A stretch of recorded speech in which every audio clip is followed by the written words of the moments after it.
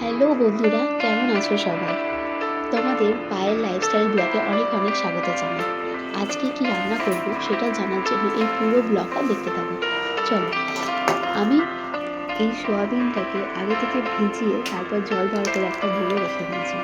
আর তার সাথে নিয়ে নিয়েছি এখানে লঙ্কা, হলুদ আর নুন। আর পেঁয়াজ, ক্যাপসিকাম, টমেটোটাকে ছোটো ছোটো করে কেটে নিয়েছি। আর তার সাথে নিয়েছি হচ্ছে আদা রসুনের পেস্ট আর অ্যারারুট। এরপর আমি সোয়াবিনের মধ্যে আদা রসুনের অল্প করে পেস্ট দিয়ে, লঙ্কা, হলুদ দিয়ে আর নুন পরিমাণ মতো দিয়ে এটাকে প্রথমে ম্যারিনেট করে নিচ্ছি। কিছুক্ষণ ম্যারিনেট করে নেওয়ার পর এর ওপর আমি একটা ডিম দিয়ে দিলাম। এই ডিমটাকেও একটু ভালো করে ম্যারিনেট করে কিছুক্ষণ পর এর মধ্যে দিয়ে দেবো অ্যারারুট। এই অ্যারারুটটা দিয়ে দেওয়ার পর ভালো করে মিক্স করে কিছুক্ষণের জন্য এটা রেখে দেবো। তারপরে আমি এখানে কড়াই বসিয়ে দিয়েছি আর তার মধ্যে দিয়ে দিয়েছি তেল। তেলটা গরম হয়ে আসলে এর ওপর আমি দিয়ে দেবো অল্প অল্প করে সোয়াবিন আর হালকা হলুদ লাল লাল করে ভেজে নেব সোয়াবিনগুলোকে।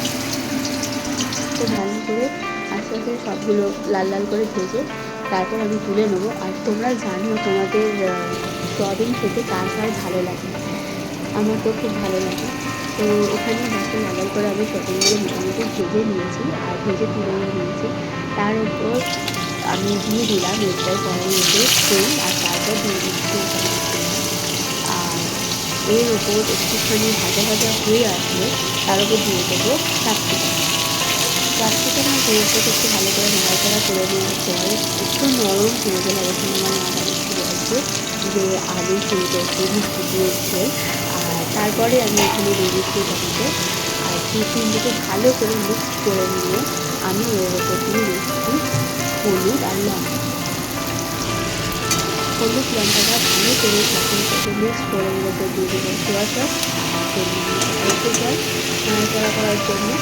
নাড়াচাড়া কিছুক্ষণ করার পর এর ওপর দিয়ে দেবো টমেটো সস। টমেটো সস আর একটুখানি পরিমাণ মতো দেবো নুন। এটাকে ভালো করে মিক্স করে নেওয়ার পর আমি একটু নাড়াচাড়া করে নিয়ে এতে একটুখানি জল দিয়ে দেবো। দিয়ে দেখো কালারটা খুব সুন্দর আসছে। তারপর এটা একটুখানি ফুটে গেলে আমি দিয়ে দিচ্ছি এর মধ্যে কিছু চিনি। এটা তোমরা চাইলে এগারোটা করতে পারো। তারপর সয়াবিনগুলো দিয়ে দেবো জলটা ফুটে গেলে। আর যতক্ষণ না রস ঢুকছে সয়াবিনের মধ্যে কিছুক্ষণ ফুটিয়ে নিয়ে তারপর দেখো এটা কতটা সুন্দর কালারফুল এসছে আর গ্রেভিটাও কতটা সুন্দর লাগছে। তো জানিও যেটা কীরকম লাগলো আর কতটা কালারফুল হয়েছে ও। আর আমার মায়েরও এখানে রান্না হয়ে গেছে।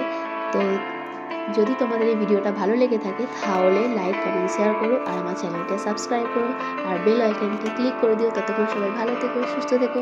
বাই, দেখা হবে একটা নেক্সট ব্লগে।